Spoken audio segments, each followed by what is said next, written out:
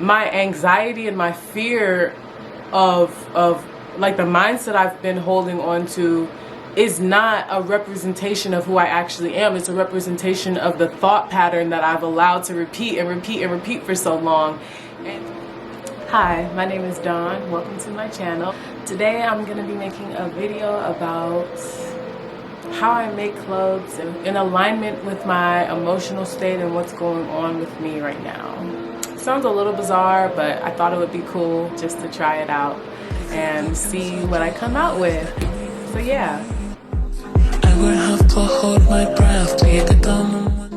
I'm going to be making a dress, and I picked out these three colors. I always use these green and brown shades, and to me they're just like grounding. They're just beautiful, and they remind me of nature. Growing up in Hawaii, I just feel like I've always resonated with the mountains and the beauty in the mountains and the beauty of that green. Oh my goodness, it's so beautiful. So that's why I picked these colors. They really represent me as a person, me as a brand. I love these colors. The orange is definitely, this is super bright, but this orange color is a big hop from what I typically do. Orange has just kind of been a color that I love lately. I'm excited to make this dress.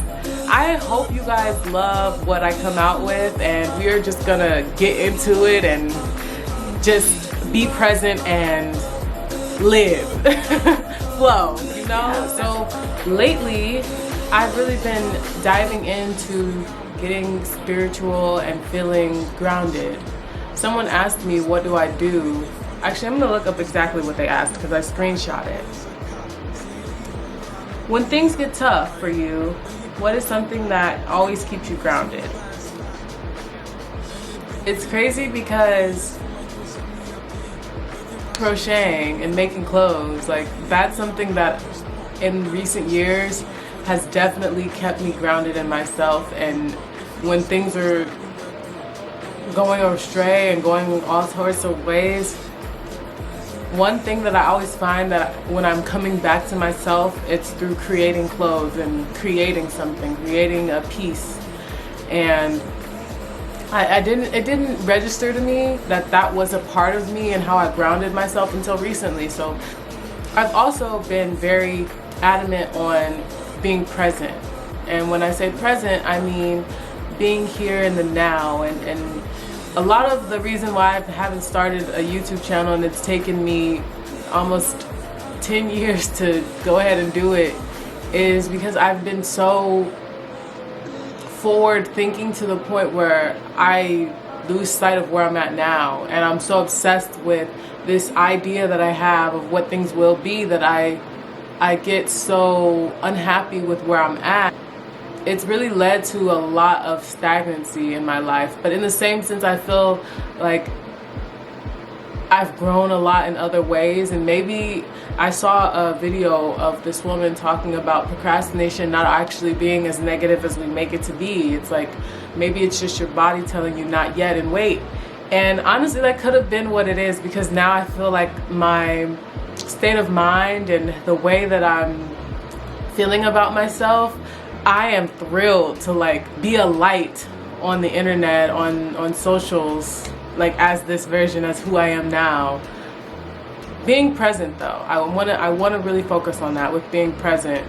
Like I said, I was always living in a space and time where I felt like I had to aspire to something, and then I put all these goals down of what I wanted and where I wanted to be and who I wanted to be, but I didn't fully understand the fact that your mindset is really where the change happens and where the magic happens. And I would watch so many tutorials and how-tos and all types of get better self-help videos and books and things, but for some reason it didn't click, it didn't stick until recently. I've been watching a YouTuber named Trinity. I actually I'm doing her YouTube masterclass, which this is my first video, which is a part of the masterclass. So yes, I'm sticking to something, and I've set my intentions and I'm sticking to it.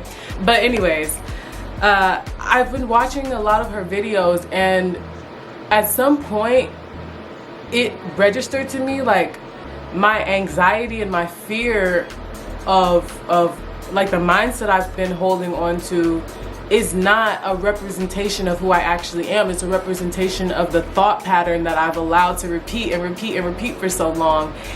The Power of Now, it's a book. They have an audiobook on YouTube. I've been listening to it. It explains this concept really well. Basically what I'm trying to say is your mind and your thoughts do not have to attach to who you reflect, who you are. It changes with just a moment of realizing like, okay, these thoughts are not me. You can change your mind.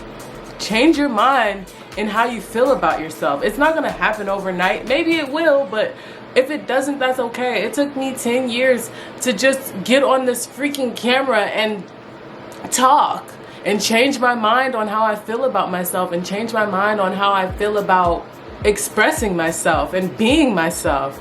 So it's not a race, it's a journey, you know? It's not a race, it's a journey. So I was just on here talking about the journey. And sometimes you make mistakes and you screw up and you can reassess and reevaluate. I did that. I thought I did it well enough, but I didn't seal off any of them. I don't know how. I literally have no clue how. But now I tried to salvage it. That's why I can hold it and stuff still, but I did the straps and that's connected to the brown, which the brown is completely ruined. Like I was taking off the trim, the extra brown that I had on there, and it is just like, it's all tangled up. I can't even salvage the yarn. Yeah, I'm just trying to recover the yarn at this point. But you know, like I said, the journey is not always going to be, sometimes you do fail.